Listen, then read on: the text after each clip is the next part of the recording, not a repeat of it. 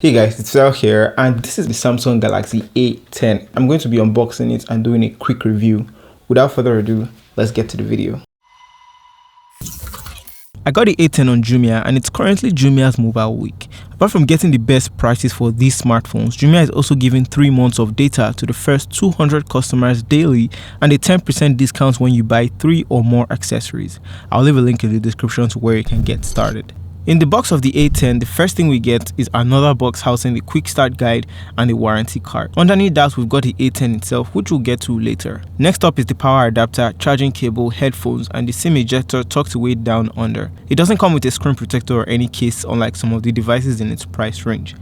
That's everything we get in the box. And looking at the A10 now, on that wrap we have the main highlights Samsung is showing off, and that's the Infinity V display, 13 and 5 megapixel cameras, and a slim body design. Taking the plastic off the device, we're greeted with the plastic back, which is a fingerprint magnet, and that's 6.2-inch display up front. There's a microphone up at the top of the device and another microphone at the bottom to help with stereo audio recording. Still underneath it, we've got the charging port and the headphone jack. We've got the power button and the volume rocker keys to the right, SIM slot to the left, which has a space for 2 nano SIMs and an SD card. On the back, we've got the 13 megapixel camera with flash, Samsung branding, and on the lower part of the back, we've got the speaker, which is backward firing, and also some certifications which are not obvious. The front of the device has the front-facing camera, speaker, and at the top of it is the ambient light sensor. It took 1 minute and 50 seconds to boot up, which leads us to Samsung's One UI on top of Android 9. The A10 6.2-inch IPS display has a screen resolution set at 1520 by 720, so it's a 720p display, and it didn't even feel like one. Screen to body ratio is 81.6% thanks to that Infinity V notch at the top and the lower chin, and it's got a PPI of 269. As I mentioned, we've got One UI here, and I must say that scrolling was quite fast. Samsung did a good job with One UI, and one of the things I quickly did was to switch the device to dark mode. You also get the adaptive brightness, so it adjusts based on the scenes you're in, and if you decide to use a screen protector, you can bump up the sensitivity. On the A10, we've got 2GB of RAM and 32GB of storage.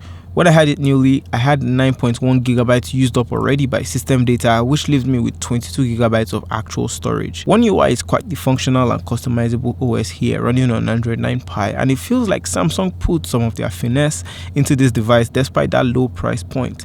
I even got a security patch update as well. There's no fingerprint scanner here, so the default extra security method you get here, apart from the PIN, pattern, and password, is the face recognition, which Samsung says is less secure, so I would not recommend using it. I would recommend using a pattern or a pin or something.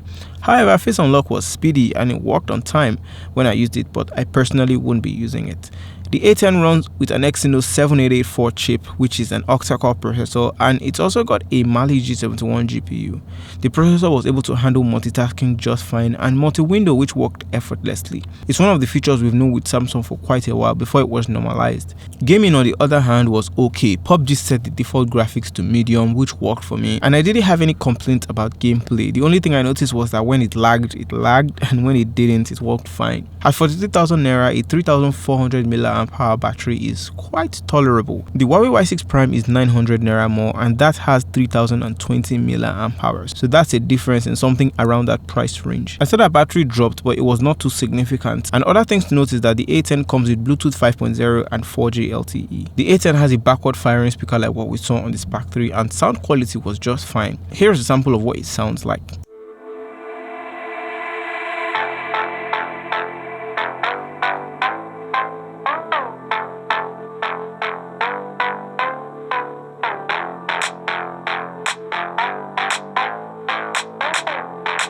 Just like the Spark 3, the sound also gets muffled when it's placed down, but when you're watching videos or playing games, that won't be a problem. When you open the camera and switch it to selfie mode, there's this animation that shows up.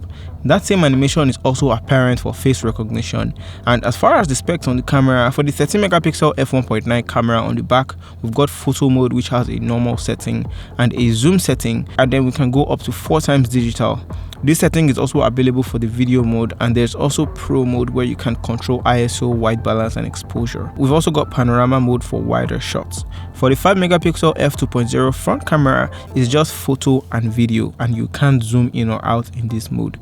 Both the front and the back cameras can record in full HD, which is actually a good thing, and you get to choose high efficiency video or picture formats. But the only problem I have with those is that you might not be able to use them on social media or use them in a project. Picture quality on the Samsung Galaxy A10 was okay, and I thought image processing was great, and the only thing I felt was hindering it was the megapixel size, especially for the front camera. The pictures did come out looking quite soft, and as far as low light went, the flash didn't make much of a difference as it was the screen flash and not an actual flash. Autofocus on the A10's camera was also great for the price, and it also fairly stabilizes the shots. Alright, so this is the front facing camera video test of the Samsung Galaxy A10.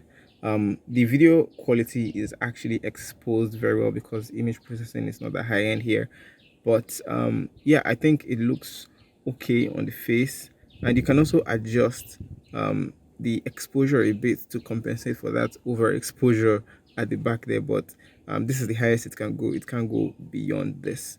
The Samsung Galaxy A10 also records in stereo audio as well, which is a good thing, and it also records in 1080p as well as 720p, but you can't zoom in or anything in the video. So let me know what you guys think about the video quality and the sound quality. As far as my verdict, I think that the A10 comes highly recommended for the price after using it for quite some time. If not for the build quality, the device felt closer to something higher in price, and the One UI experience here definitely adds to it. Alright guys, so based on this quick review that you've seen, what do you think about the Samsung Galaxy A10? Is it worth it to you, or do you think it could have been better for this price range? Let me know in the comment section down below. Also, if you have any questions, do let me know there. And if you enjoyed this video, please give it a thumbs up, and also don't forget to subscribe and turn on notifications so you'll be the first to see all my new videos. Thank you so much for watching, and I'll see you guys in my next video.